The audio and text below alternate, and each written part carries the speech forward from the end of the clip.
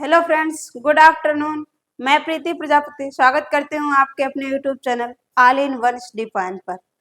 Friends, हमने last class में plant tissue के बारे में पढ़ा था, पादप ऊतक के बारे में पढ़ा था। यदि आपने वो क्लास देखी है तो उम्मीद करती हूँ कि समझ में आई होगी। और आज हम पढ़ने वाले हैं पाचन तंत्र के बारे में, कि ह्यूमन डाइजेस्टिव सिस्टम के बारे में, मानव में पाचन तंत्र क्या है, पाचन कैसे होता है। तो शुरुआत में जैसा कि हमने कहा था, हम जो है थ्योरी क्लासेस स्टार्ट कर रहे हैं और उसमें बिल्कुल बेसिक से पढ़ने वाले हैं जीव विज्ञान के बारे में, और हर एक टॉपिक जहां से एग्जाम में क्वेश्चन बनते हैं उनको कवर करने वाले हैं।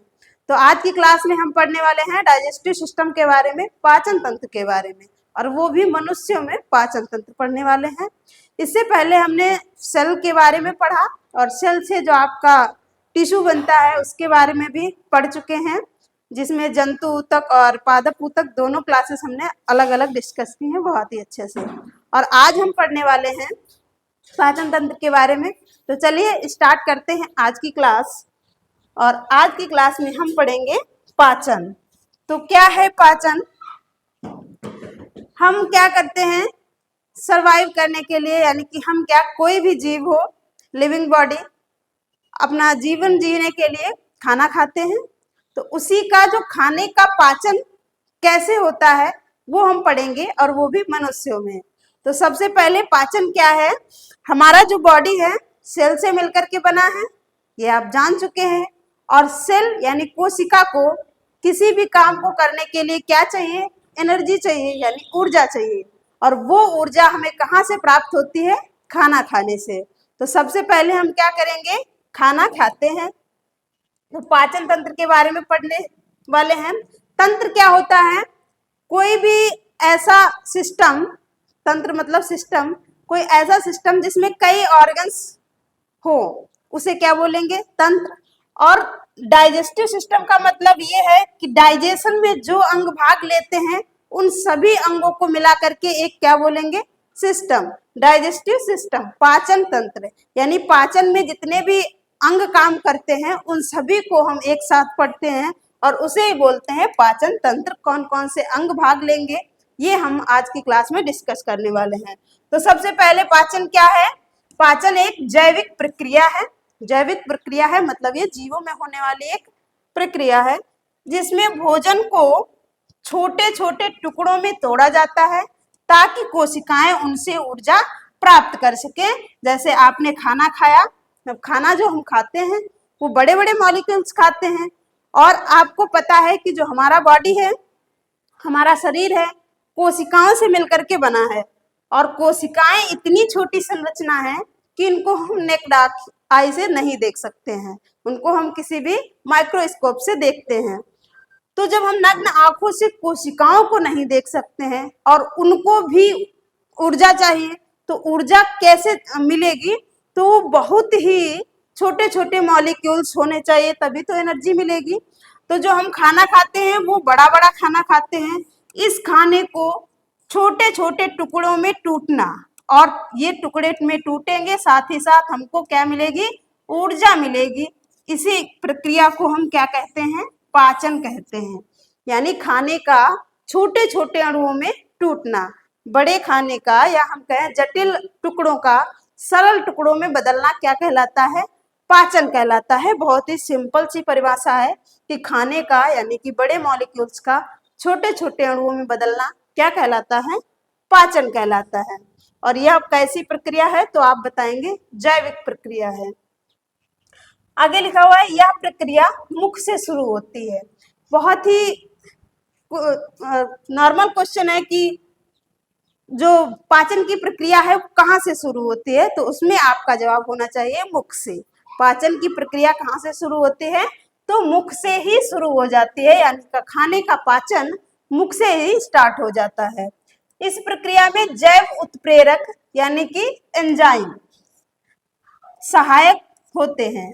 आपने पढ़ा होगा केमिस्ट्री में, जब कोई रिएक्शन हो रही होती है तो उस रिएक्शन में उसको या तो स्लो या फिर हाई यानी कि धीमा या तेज करने के लिए उसमें उत्प्रेरक मिलाते हैं, कैटलिस्ट मिलाते हैं। ऐसे ही जो आपका पाचन है, मनुष्य में जो पाचन की क्रिया है, इसमें भी कुछ उत्प्रेरक काम करते हैं जिनको कहते हैं जैव उत्प्रेरक, और वो होते हैं एंजाइम। एंजाइम क्या है तो आप बताएंगे जैव उत्प्रेरक हैं। और याद रखेंगे साथ ही साथ जो अधिकांश उत्प्रेरक हैं, अधिकांश उत्प्रेरक प्रोटीन के बने होते हैं। किसके? प्रोटीन के बने होते हैं। अगला पॉइंट है, यह पाचन की क्रिया मुख्य 5 चरणों में पूरी होती है। जो आपका डाइजेशन है मनुष्यों में 5 चरणों में भोजन प्रक्रिया पूरी हो जाती है। कौन कौन से हैं वो 5 चरण? पहला है आपका अंतर्ग्रहण। अंतर्ग्रहण, इसमें क्या होता है, जब भी हम भोजन को मुख में लेते हैं तो वो क्रिया क्या कहलाएगी? अंतर्ग्रहण। और मुख में ही आपने भोजन लिया, उसके बाद में चबाया यानी चबाना, और फिर लार में मिश्रित हो जाना, भोजन का लार से मिल जाना, ये प्रक्रिया क्या कहलाती है? आपकी अंतर्ग्रहण कहलाती है। इसके बाद क्या हुआ, आपने खाना ले लिया, खाने को चबा लिया, और चबाने के बाद वो लार में मिश्रित हो गया। इसके बाद में होता है इसका डाइजेशन, पाचन। पाचन क्या है तो भोजन का छोटे छोटे अणुओं में टूटना। जो आप जटिल खाना खाते हैं इसका सरल अणुओं में टूटना क्या कहलाता है? डाइजेशन यानी पाचन कहलाता है। अगला है अवशोषण, एब्जॉर्प्शन। जो आपने खाना खा लिया उसके बाद में क्या हुआ? पाचन हुआ।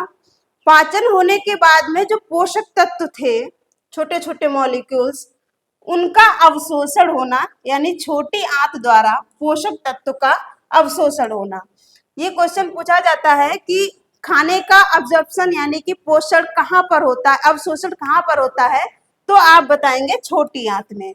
तो छोटी आंत में हम आगे पढ़ने वाले हैं बहुत ही डिटेल में कि छोटी आंत क्या है और इसमें अब्जॉर्प्शन कहाँ पर होता है, कैसे होता है, ये हम आगे पढ़ेंगे। सिर्फ अभी इतना याद रखेंगे कि जो पाचन की क्रिया है 5 चरणों में पूरी होती है। पहला है अंतर्ग्रहण, दूसरा है पाचन, तीसरा है अवशोषण यानी खाने का जो पोषक तत्व थे उनको अवशोषित कर लिया गया। उसके बाद है स्वांगीकरण, एसिमिलेशन। इसमें क्या है, रक्त द्वारा पोषक तत्वों का शरीर के विभिन्न भागों में पहुंचाना। अब जैसे आपने खाना तो खा लिया, पाचन भी हो गया, पोषक तत्वों का अवशोषण भी हो गया, वो भी छोटी आंत में। अब क्या छोटी आंत को ही एनर्जी चाहिए? बिल्कुल भी नहीं। सभी हमारे जितने भी शरीर के अंग हैं, सर से लेकर पैर तक, सभी को ऊर्जा चाहिए होगी। तो सभी को ऊर्जा देने के लिए कौन काम करता है? आपका रक्त। रक्त क्या काम करेगा? जो आप छोटी आंत ने पोषक तत्वों को अवशोषित कर लिया है उन सभी को कहाँ पहुंचाएगा? शरीर के विभिन्न भागों में। और इस क्रिया को हम कहते हैं स्वांगीकरण। क्या है स्वांगीकरण? तो रक्त द्वारा पोषक तत्वों को, यानी कि जो पोषक तत्व छोटी आंत ने अवशोषित कर लिए थे वहां से रक्त क्या करेगा? शरीर के विभिन्न भागों में पोषक तत्वों को पहुंचाएगा। इस क्रिया को हम कहेंगे स्वांगीकरण। अगली 5वीं जो क्रिया है बहिक्षेपण। इसमें क्या होगा? अपचित भोजन का त्याग करना। अब क्या हुआ? आपने पोषक तत्वों का अब्जॉर्प्शन कर लिया, अवशोषण कर लिया, उसके बाद में कुछ ऐसा खाना जो नहीं पचता है उसका त्याग करना, उसका शरीर से बाहर निकालना क्या कहलाता है? बहिक्षेपण, इगेशन कहलाता है। तो ये हैं आपके 5 चरण जिसमें आपका पाचन पूरा होता है। सबसे पहले अंतर्ग्रहण, क्या करेंगे आप? खाने को मुख में रखेंगे या लेंगे। दूसरा है पाचन, खाना जो है छोटे छोटे अणुओं में टूटेगा। फिर उसके बाद में है अवशोषण, छोटी आंत में जब खाना पहुंचेगा, कैसे पहुंचेगा, कहाँ पर क्या पाचन होगा, ये हम आगे पढ़ेंगे। छोटी आंत में क्या होगा? पोषक तत्वों का अवशोषित कर लिया जाएगा और फिर पोषक तत्व रक्त के द्वारा पूरे शरीर में पहुंचा दिए जाएंगे, जिसको हम कहेंगे स्वांगीकरण। और उन्हीं पोषक तत्वों से अब सभी सेल्स क्या करेंगी? ऊर्जा लेंगी। और उसके बाद क्या होता है? जो खाना नहीं पचा है उसका हम करते हैं बहिक्षेपण, शरीर से बाहर त्याग करते हैं। अब हम पढ़ने वाले हैं आगे कि कैसे होता है पाचन। तो सबसे पहले पाचन तंत्र को हम 2 भागों में पढ़ते हैं। कैसे कैसे? तो एक हम पढ़ेंगे आहार नाल और दूसरा हम पढ़ेंगे ग्रंथियां। एलिमेंट्री कैनाल, एलिमेंट्री कैनाल, और उसके बाद में ग्लैंड्स। पूरे पाचन तंत्र को हम इन दो पार्ट में के माध्यम से पढ़ने वाले हैं। आहार नाल क्या है? तो आहार नाल में आपका आ जाएगा, आहार नाल मुख से गुदा तक एक नली होती है। आपकी मुख से एक पाइप जो है वो एनस तक जाती है, उसे हम बोलते हैं आहार नाल। लगभग कितनी लंबी होगी? तो 9 मीटर लंबी ये नाल देखी जाती है, जिसको बोलते हैं एलिमेंट्री कैनाल। इसमें क्या क्या होगा? आपका मुख, ग्रसनी, ग्रास नली, अमाशय और छोटी आंत, बड़ी आंत, ये सब इसी में शामिल होंगे। छोटी आंत, बड़ी आंत, ये सब किसमें आएंगे? आपके आहार नाल में आएंगे। ग्रंथियों में जैसे आपकी लार ग्रंथियां, यकृत और अग्न्याशय, ये क्या है? ग्रंथियां हैं। अब इनको हम एक एक करके अलग अलग पढ़ेंगे। पहले क्या पढ़ेंगे? मुख, फिर ग्रसनी, ग्रास नली, अमाशय, छोटी आंत और बड़ी आंत के बारे में पढ़ेंगे। साथ में ही जो आपकी ग्रंथियां हैं, कौन सी ग्रंथि कहाँ पर क्या काम करती है, ये हम पढ़ने वाले हैं। ग्रंथियों का काम क्या होता है? तो ये कुछ रस स्रावित करती हैं, रस या फिर एंजाइम बनाएगी, जो कि हमने अभी पढ़ा। एंजाइम क्या काम करेंगे? उत्प्रेरक का काम करेंगे और हमारे पाचन में सहायक होंगे। अब एक एक करके हम पढ़ने वाले हैं। तो सबसे पहले क्या पढ़ेंगे? मुख के बारे में। मुख्य नहीं, ये मुख है। मुख के बारे में, मुख या मुख गुहा या फिर इसको ही बोलते हैं हम बकल कैविटी। क्या बोलेंगे? Buccal cavity. इसमें क्या क्या पढ़ेंगे? दांत, जीभ और लार ग्रंथियां। आपकी जो बकल कैविटी है, माउथ कैविटी है, इसमें क्या क्या आ जाएगा? दांत आएंगे, जीभ आएंगे और लार ग्रंथियां आएंगी। तो सबसे पहले हम दांत के बारे में पढ़ लेते हैं। दांत 4 प्रकार के होते हैं। ये हम बात कर रहे हैं एक स्वस्थ मनुष्य की। कितने प्रकार के दांत पाए जाते हैं? तो 4 प्रकार के दांत पाए जाते हैं। कौन से? एक है आपके कृंतक, जिनको बोलते हैं इंसीजर। इनकी संख्या कितनी होती है? तो आप बताएंगे 8। दूसरा है आपका रदनक, कैनाइन। इनकी संख्या कितनी है? 4। और अगला है आपका अग्रचवर्णक, जिनको बोलते हैं प्रीमोलर। इनकी संख्या कितनी है? 8। और चवर्णक, मोलर, इनकी संख्या कितनी है? तो 12। टोटल कितने दांत होते हैं? आप बताएंगे 32। 8 8 16, 16 4 20 और 20 12 32। 32 टीथ जो है आपके जो ह्यूमन बॉडी में पाए जाते हैं, माउथ में। तो इनकी बात करें हम, इस तरीके से कुछ आपके मैक्सिला और मैंडिबुलर, ये जबड़े 2 होते हैं। और इस जबड़े में दांतों की संख्या कैसी होती है, ये देखेंगे हम। ये 8 दांत जो है आपके कृंतक, सबसे आगे के जो आपको दिखाई देते हैं, आप थोड़ा सा भी स्माइल करते हैं तो आपके कृंतक वाले दांत दिखाई देते हैं, जो कि 4 ऊपर और 4 नीचे होते हैं। इस तरीके से आपके 4 दांत ऊपर और 4 नीचे जो आपको दिखते हैं स्माइल करने पे, वो होते हैं आपके कृंतक वाले, जिनका काम क्या होता है? तो किसी भी खाने को पकड़ते हैं, क्या बोलेंगे, या कहें हम कट करते हैं। जैसे आप एप्पल खाएं, बिस्किट खाएं, तो सबसे पहले क्या करते हैं? कृंतक दांतों से ही आप काटने का काम करते हैं।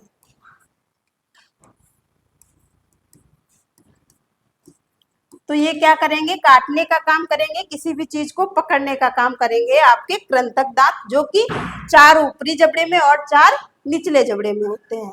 अगला है रदनक, जो कि क्या काम करेंगे? चीरने फाड़ने का। जैसे आपने गन्ना खाया तो गन्ने को आप चीरेंगे, तो चीरने फाड़ने का काम कौन करता है? तो आप बताएंगे रदनक या फिर कैनाइन। चीरने फाड़ने का काम करते हैं कौन? रदनक। आप चिप्स का पैकेट फाड़े तो कहाँ से फाड़ेंगे? रदनक वाले दांतों से ही फाड़ते हैं, कैनाइन से ही फाड़ते हैं। गन्ना खाते हैं तो कहाँ से? कैनाइन वाले दांतों से ही खाते हैं। कहाँ पर होते हैं ये? तो जो आपके कृंतक दांत थे, कृंतक के पास में ही आपने देखा होगा नुकीला दांत दिखाई देता है, जो कि दो ऊपरी जबड़े में, एक इधर साइड में और एक इधर, और दो निचले जबड़े में। ये जो नोक वाले दिखाई देते हैं आपको नुकीले 4 दांत, ये होते हैं आपके रदनक। इसके बाद में अग्रचवर्णक, जिनका काम क्या है? पीसना। आपने खाना खाया, काटेंगे कहाँ से? तो आप कृंतक से किसी भी चीज को काटेंगे, और अगर कोई वैसी चीज है चीरने फाड़ने की तरीके से तो आप उसको रदनक वाले दांतों को यूज करेंगे। इसके बाद में ज्यादातर चबाएंगे कहाँ से? तो आप बताएंगे अग्रचवर्णक से, प्रीमोलर से, जो कि पीसने का काम करते हैं। इसके बाद में या कहें चबाने का काम करते हैं।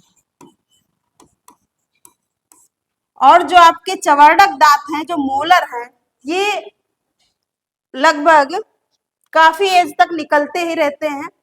कुछ लोगों के 18 साल के बाद ही आ जाते हैं, कुछ के लगभग 20-22 साल तक आते ही रहते हैं। आपके जो चवर्णक दांत हैं, इनका काम क्या है? तो खाने को लार से मिला देते हैं। चवर्णक क्या काम करते हैं? खाने को लार से मिलाते हैं। अब देखते हैं हम, ये हो गए आपके कृंतक, ये है रदनक 4। उसके बाद आपके हैं अग्रचवर्णक, जो कि कितने हैं? 8 हैं। तो 8 हैं, 2 यहाँ पर इस तरीके से, 2 यहाँ, 2 यहाँ पर और 2 यहाँ पर। ये हो गए आपके 8 दांत, कौन से? अग्रचवर्णक वाले। और चवर्णक दांत कितने हैं? 12, जो कि 3-3 संख्या में होंगे चारों तरफ। ये आपके 3 इधर, 3 इधर और 3 इधर और 3 इधर। इस तरीके से ऊपरी जबड़े में कितने? 16, निचले जबड़े में कितने? 16। टोटल कितने दांत? 32 दांत पाए जाते हैं आपके मुख में। बात करें ये, और इन्हीं दांतों को हम 32 दांतों को क्या बोलते हैं? स्थायी दांत बोलते हैं। स्थायी दांत, परमानेंट टीथ बोलते हैं। तो फिर अस्थाई दांत कितने होते हैं?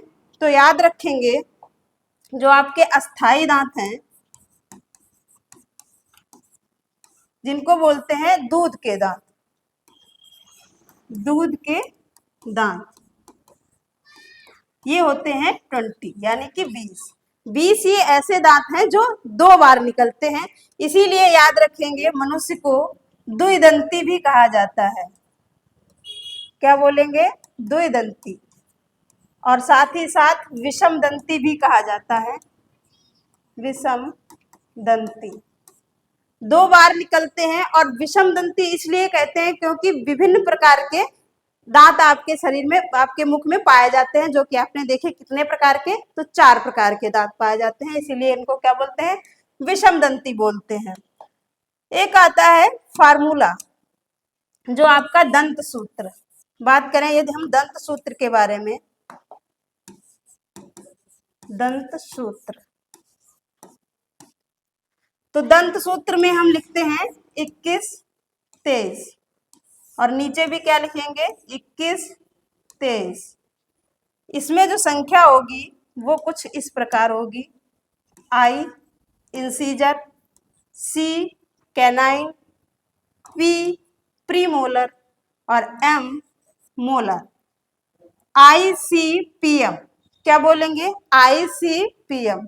और इसको हम मल्टीप्लाई कराएंगे 2 से, क्योंकि ये दोनों तरफ, जब हम ये लिख रहे होते हैं तो एक साइड के माउथ को ले लेते हैं, आधे दांतों को, और आधे दांतों को काउंट कर लेंगे, उनका 2 गुना कर लेंगे तो पूरा हो जाएगा। तो आपके अगर यहाँ से हम देखें इंसीजर कितने हैं, तो आप मल्टीप्लाई कराएंगे 2 का 2 में, तो कितने हो जाएंगे? 4। 4 ये ऊपरी जबड़े में और 4 ये निचले जबड़े में। टोटल संख्या कितनी हो गई?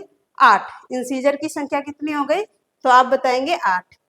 इसी तरीके से कैनाइन में 2 का मल्टीप्लाई यहाँ कराएंगे और 2 का मल्टीप्लाई यहाँ भी कराएंगे, तो यहाँ कितने हो गए 2 और यहाँ भी 2।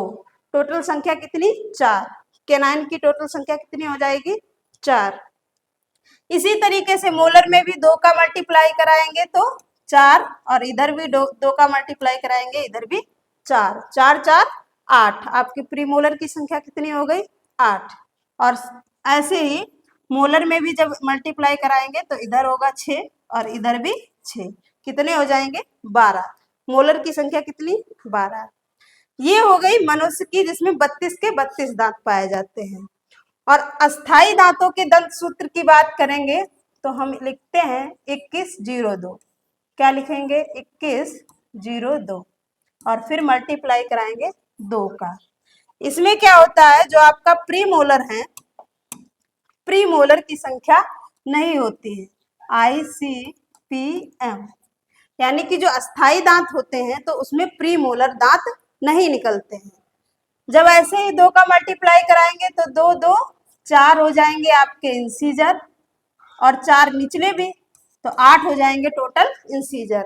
ऐसे ही 2 ऊपर 2 नीचे, ये कितने हो गए 4 केनाइन। और प्री मोलर में अगर हम 0 का गुणा यहाँ कराते भी हैं तो 0 हो जाएगा, आपने मैथ में पढ़ा है। इसके बाद में 2 का 2 में कराएंगे, 4 इधर और 4 इधर, तो टोटल संख्या कितनी हो जाएगी 4 4 8 2 10 नीचे और ऐसे ही 10 ऊपरी जबड़े में। टोटल अस्थाई दांत कितने, तो 20 बताएंगे आप 20। इस तरीके से लिखते हैं हम दंत फार्मूला, दंत सूत्र के बारे में। तो आई होप आपको दांत के बारे में समझ में आया होगा। दांत कितने प्रकार के, तो 4 प्रकार के। इंसीजर 8 संख्या में होते हैं, केनाइन 4 होते हैं, प्री मोलर 8 होते हैं और मोलर की संख्या 12 होती है। और अस्थाई दांत में याद रखेंगे 8 इंसीजर, 4 आपके कैनाइन, प्री मोलर नहीं होते हैं और मोलर की संख्या कितनी 8। आगे बढ़ते हैं, अब हम पढ़ेंगे दांत की आंतरिक संरचना क्या होती है। तो इसमें सबसे पहले हेडिंग बनाएंगे इनेमल। इनेमल क्या है, तो दांत की सबसे बाहरी कठोर परत है। पूछा जाता है क्वेश्चन में कि शरीर में सबसे हार्डेस्ट पार्ट कौन सा होता है, सबसे मजबूत पार्ट कौन सा होता है, तो वही होता है आपका इनेमल। सबसे कठोर होता है और किसका बना होता है, कैल्शियम फास्फेट की बनी एक परत होती है दांत की, जिसको हम बोलते हैं इनेमल।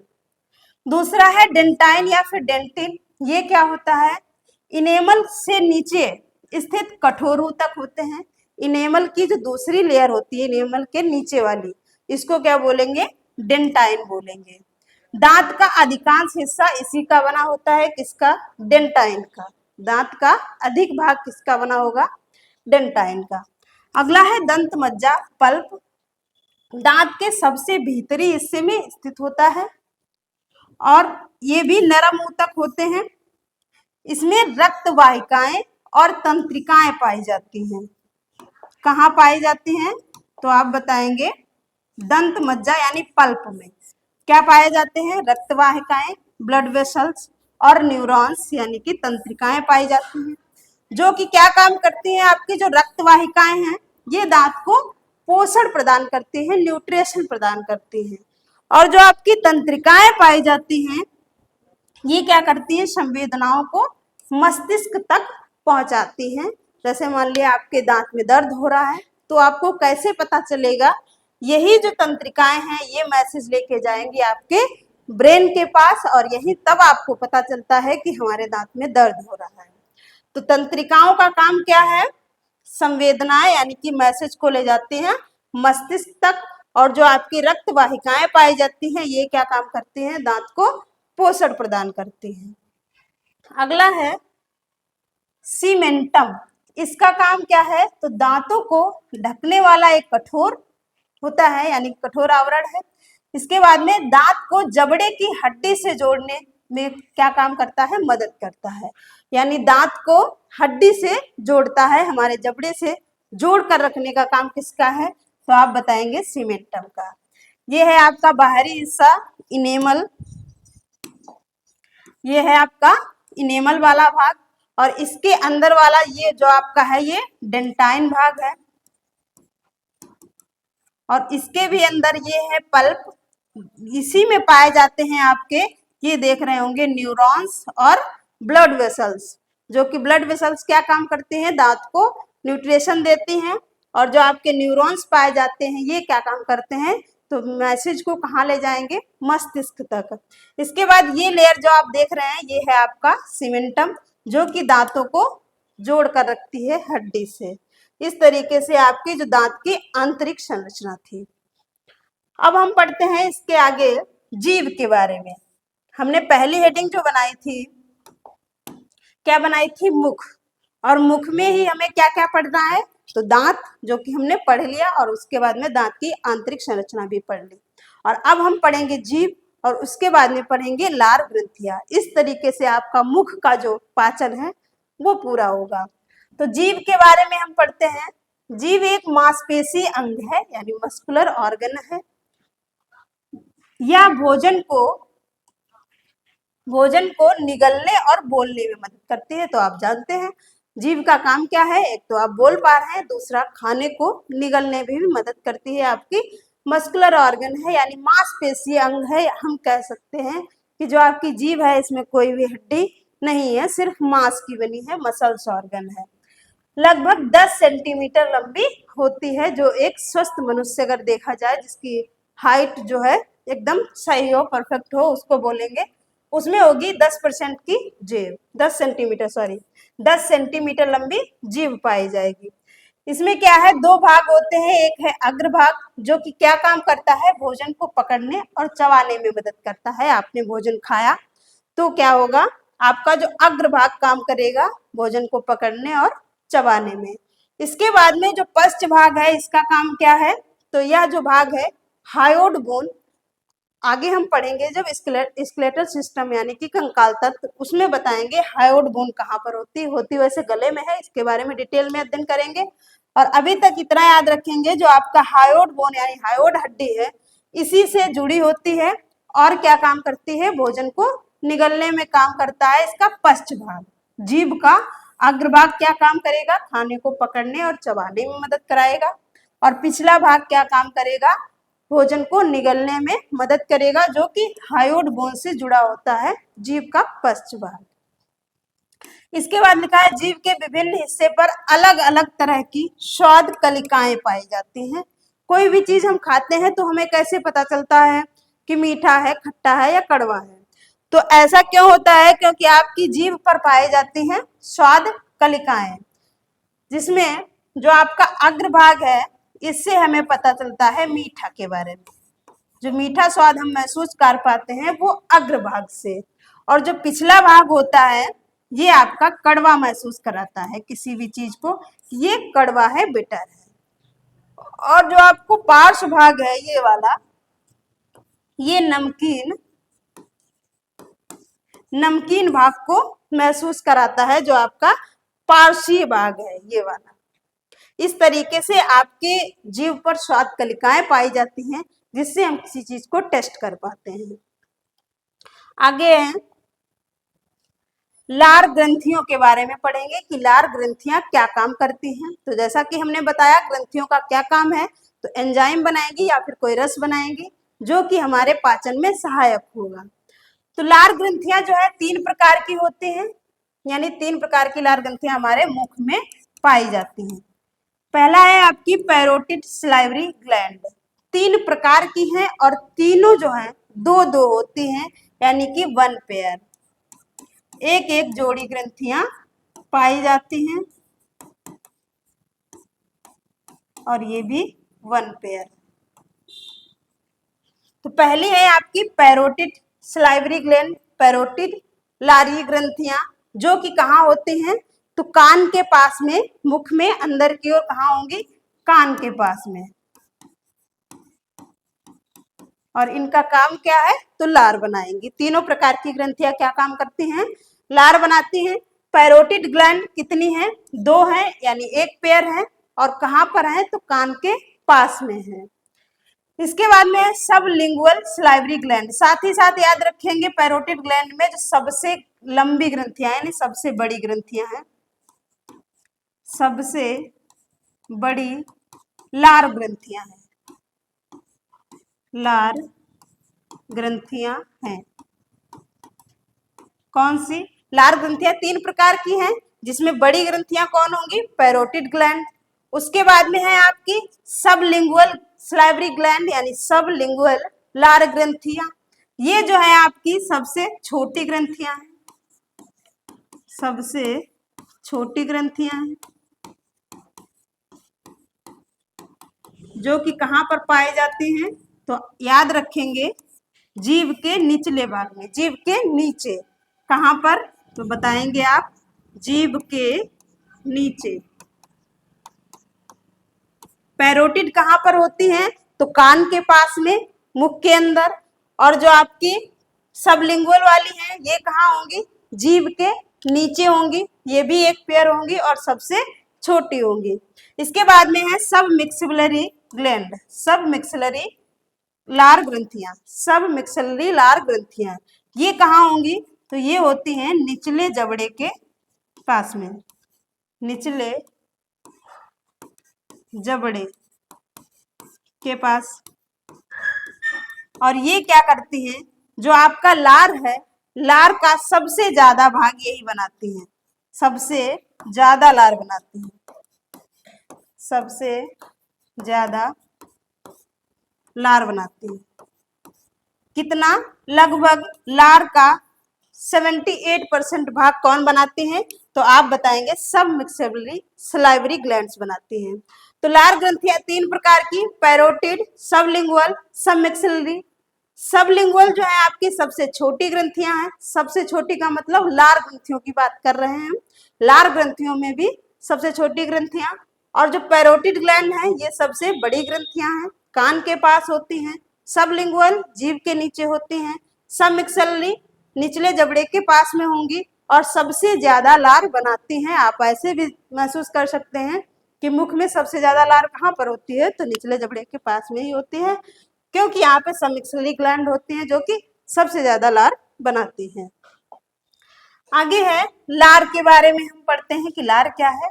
तो लार जो है आपका लगभग एक दिन में 1 से 1.5 लीटर लार बनती है। जो आपकी सलाइवरी ग्लैंड थी वो क्या करती हैं? लार बनाती हैं। तो कितनी? लगभग 1 से 1.5 लीटर जो है आपकी लार स्रावित होती है, बनती है, जिसमें 98% क्या होता है? वाटर होता है, 98% जल और 2% क्या होंगे? एंजाइम्स होंगे, एंजाइम्स होंगे। कौन कौन से? एक है आपका सलाइवरी एमाइलेज, जिसको हम बोलते हैं टाइलिन, टाइलिन एंजाइम भी इसे ही बोला जाता है, सलाइवरी एमाइलेज एंजाइम को। और दूसरा है लाइसोजाइम एंजाइम। काम क्या करते हैं? तो जैसा कि हमने बताया है, एंजाइम जो है पाचन में सहायक होते हैं। जो आपका टाइलिन एंजाइम है, ये क्या करता है? स्टार्च का पाचन करता है। अब यहाँ पर मैं बता दूं आपको, आप भोजन में कुछ ऐसी चीजें खाते हैं जिनसे एनर्जी मिलती है, और उसमें हम 3 चीजें ऐसी जो खाते हैं जो जिनका पूर्ण पाचन होता है और उन्हीं से हमको एनर्जी मिलती है। पहला है आपको कार्बोहाइड्रेट, कार्बोहाइड्रेट,